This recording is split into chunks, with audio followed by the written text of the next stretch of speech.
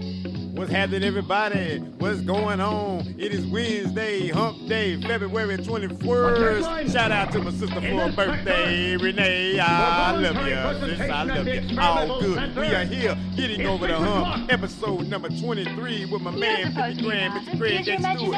Disorderly conduct. What's happening, my brother?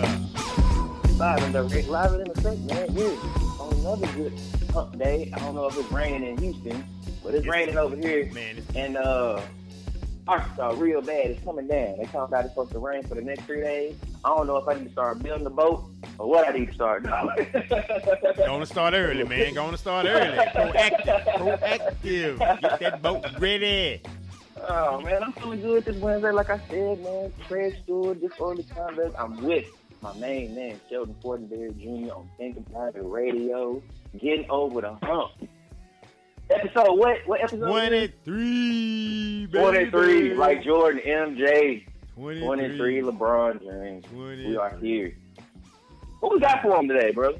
Man, what does it mean to be liked? What does that matter? Right. Does it really matter to be liked? We talk about people in business because you want people to like you in business, right? What if they don't? Right. What if they don't? We're going with reputation on that one today. If they don't like you in business, then it's just everybody's not gonna like you in business. Everybody's not gonna like what you do. Everybody's not gonna celebrate it or be as happy about what you got going on as you are, and making it happen because it's your dream or whatever. And some people just, like you said, I saw your post earlier this morning. Some people don't even know you. And don't like you. Don't like you. They don't even know you, but I don't like you because I don't know you.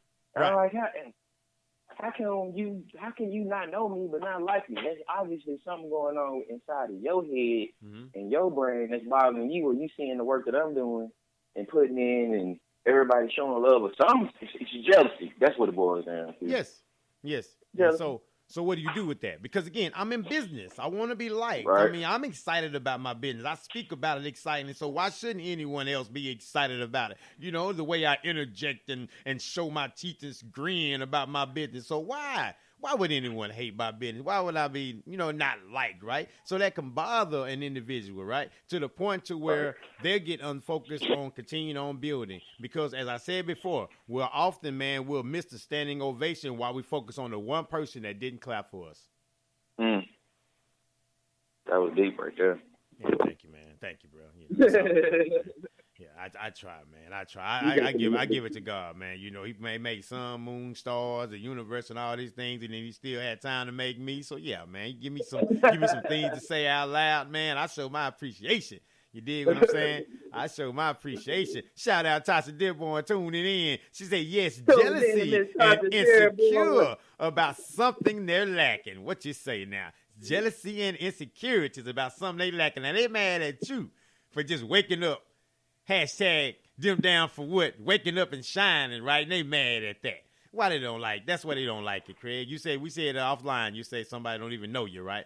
And don't even like it. Now, I think again, if you're a likable person, right?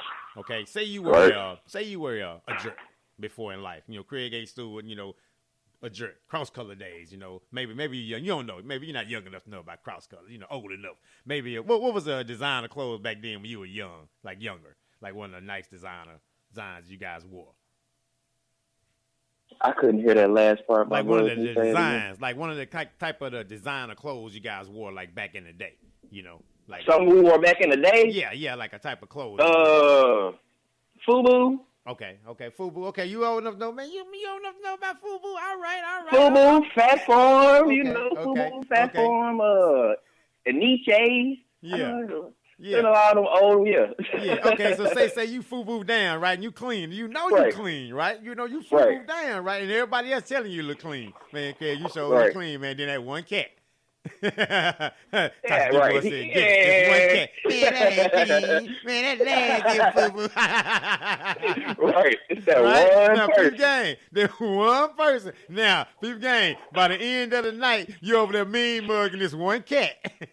Right. Tell the whole night. Clean. The whole night. Now, you done messed up your night. You right? Because everybody else telling you look clean, but it ain't as powerful as that one person that told you didn't. And you know you was fresh because 99% of the room was like, oh yeah, I'm fresh. Yeah, I'm fresh. I know. Fresh.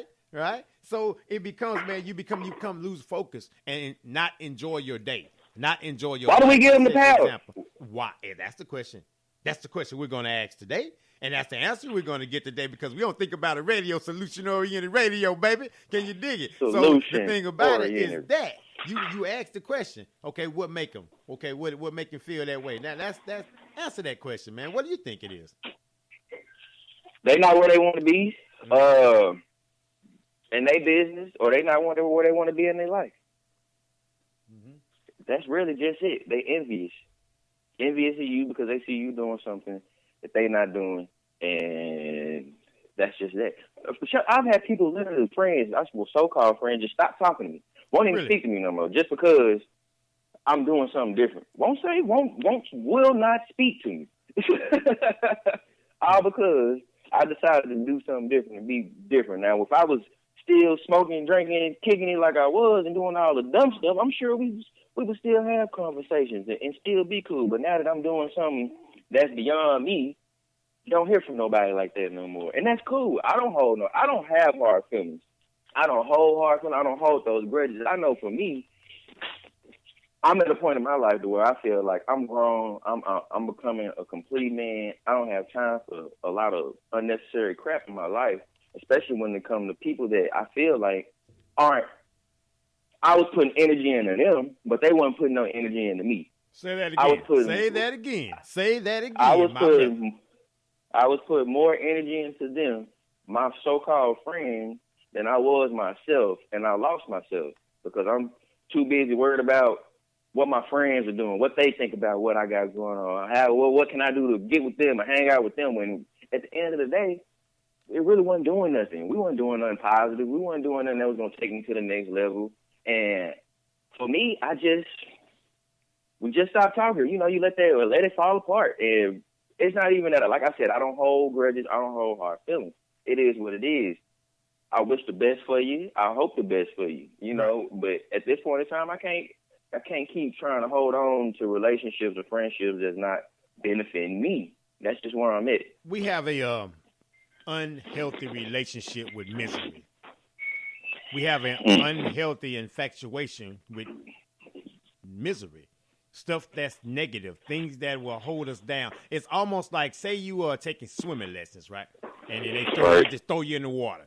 But they don't just throw you in the water in these swimming lessons. They're going to wrap about a 25-pound weight around you, then throw you in the water.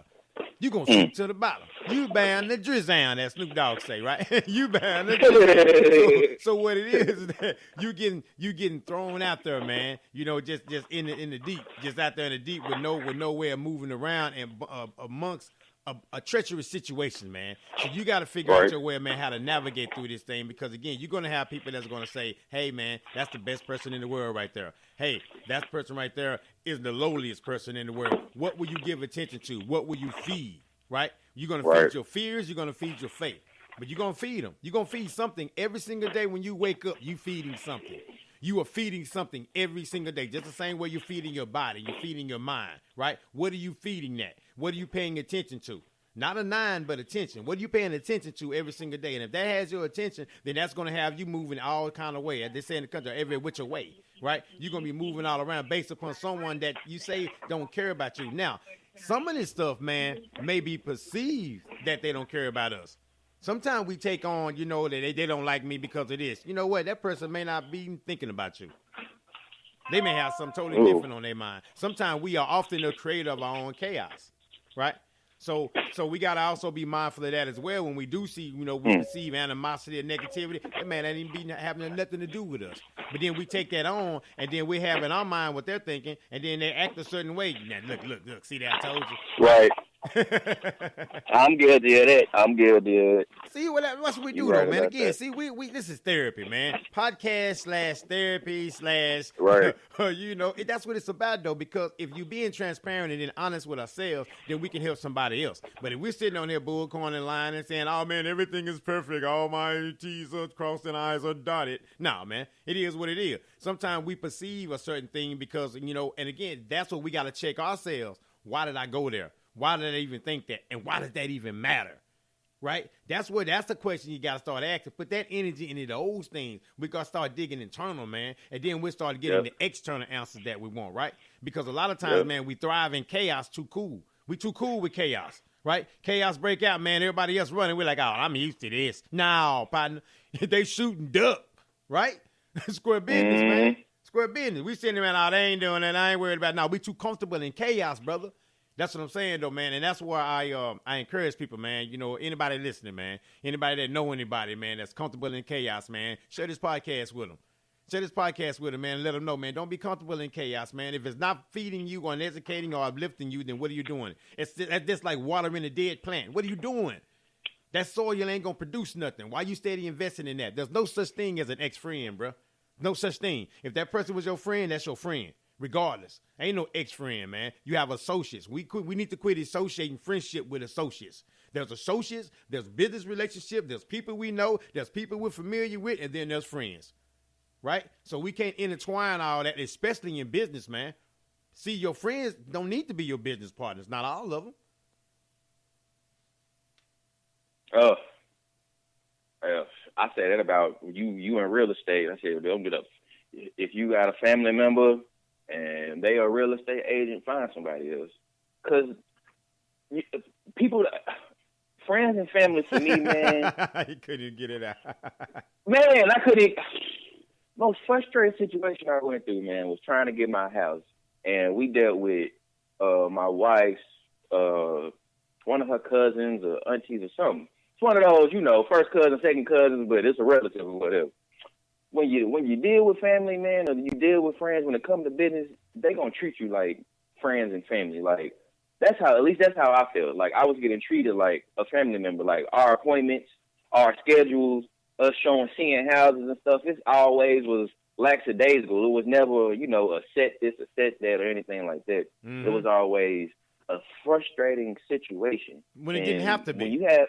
It didn't have to be. It really didn't have to be, and it made the process that much more harder because we had one person I guess we depended on at the time, thinking that we needed him to be our realtor and show us these houses, and we telling you, we want this kind of house, we looking at this kind of house, this kind of, and you not bringing us nothing back that look anything like what we saying.